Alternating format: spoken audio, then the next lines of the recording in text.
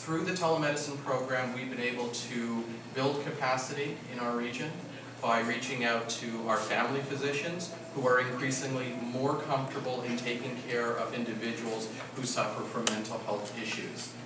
As you're all aware, 1 in 5 Canadians will be affected by mental health problems over their lifetime. Many of them will not be in the larger urban centers.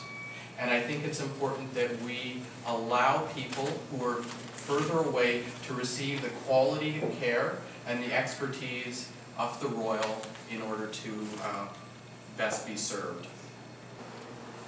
The crucial piece that we've been able to do also at the Royal is change the culture around the use of telemedicine.